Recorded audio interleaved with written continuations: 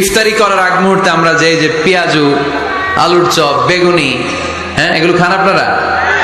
রুয়াবজা শরবত খান নাকি? তো এই যে সাজায় রাখা হয় ডিজাইন করে, এইগুলো রেখে যখন দোয়া করেন, এই দোয়াটা আল্লাহ শুনে খুব। আল্লাহ বলে, কিরে ফেরেশতারা, ঘটনা কি?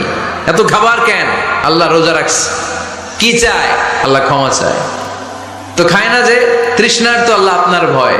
আমারা দেখছে না, আল্লাহ আপনারা দেখে নাই। জান্নাত দেখে নাই, আমার জাহান্নাম দেখেছে আল্লাহ কিন্তু জানে। তারপরে ফেরেশতাদের মুখ থেকে বের করা হবে। সুবহানাল্লাহ পড়ে।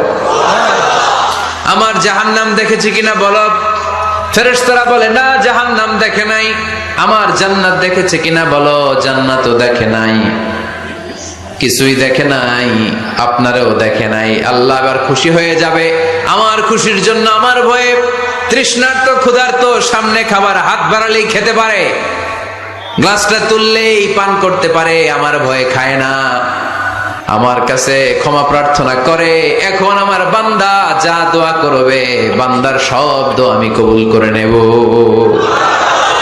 আল্লাহর ভালোবাসা সফট কর্নার খুব গ্রো করে, যোগ্য যে খুব মারতে হবে, ঠিক কিনা?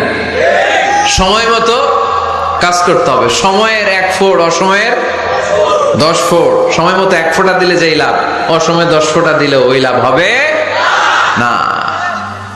সময় মতো কাজ করতে হবে। ইফতারের আগ মুহূর্তে দোয়া করবেন। বাইনাল আযানি ওয়াল ইকামা, আল্লাহর হাবিব সাল্লাল্লাহু আলাইহি ওয়াসাল্লাম বললেন, আদ-দুআউ লা ইউরাদ্দু বাইনাল আযানি ওয়াল ইকামা। আযান এবং ইকামতের মাঝখানে দোয়া করলে ওই দোয়া আল্লাহ কখনো ফিরিয়ে দেয় না।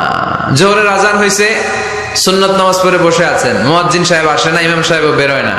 এই সময়টা অনেকে কিছুই করে না, ঘড়ির দিকে তাকায় থাকে, মোবাইল টিপে, পাশের লোকের সাথে কথা বলে।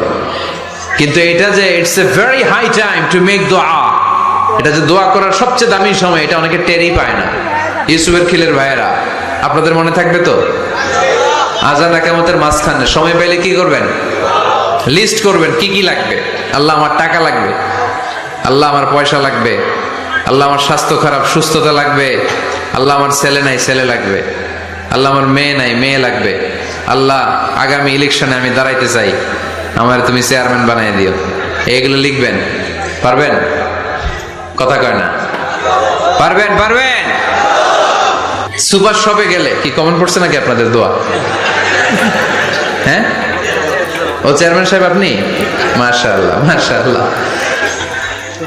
তো এই যে এগুলো লিখবেন। সুপার শপে গেলে কিন্তু আমরা লিস্ট করি, চাল লাগবে, ডাল লাগবে, রসুন লাগবে, পেঁয়াজ লাগবে, করি না লিস্ট? দেখেন দুনিয়ার জন্য কত কনসাস আমরা, কত সচেতন, কিন্তু আল্লাহর কাছে কি চাওয়া লাগবে ওইটা নিয়ে টেনশন নাই। লিস্ট করবেন আর চাবেন। এরপর আল্লাহর হাবিব বললেন, দুবুরা সালাওয়াতিল মাকতুবা, প্রত্যেক ফরজ সালাতের পরে আমরা যে আল্লাহর কাছে দোয়া করি, ওই দোয়া কবুল করে কে? তাসবিহ পড়বেন আগে, এরপরে দোয়া। ওইটা আমাদের দেশে যেটা, ওইটা না। আসসালামু আলাইকুম রাহমাতুল্লাহ, আসসালামু আলাইকুম রাহমাতুল্লাহ, আল্লাহুম্মা আমিন ইয়া আরহামার রাহিমিন।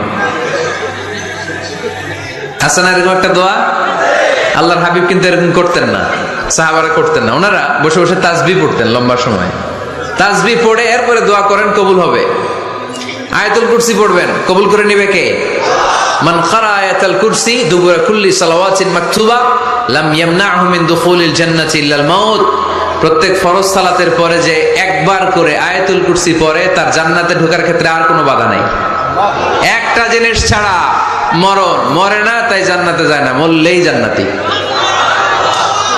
আরো জোরে পড়েন সুবহানাল্লাহ। এরপর আল্লাহর হাবিব বললেন, বৃষ্টির নিচে দাঁড়িয়ে দোয়া করো। বৃষ্টি যখন পড়ে, বৃষ্টির নিচে দাঁড়িয়ে আপনি দোয়া করবেন, দোয়া কবুল করবে কে? আবার নামাজের মধ্যে 3 জায়গায় দোয়া কবুল হয়, নামাজের শুরুতে, সেজদায় পড়ে, সালাম ফেরানোর আগে।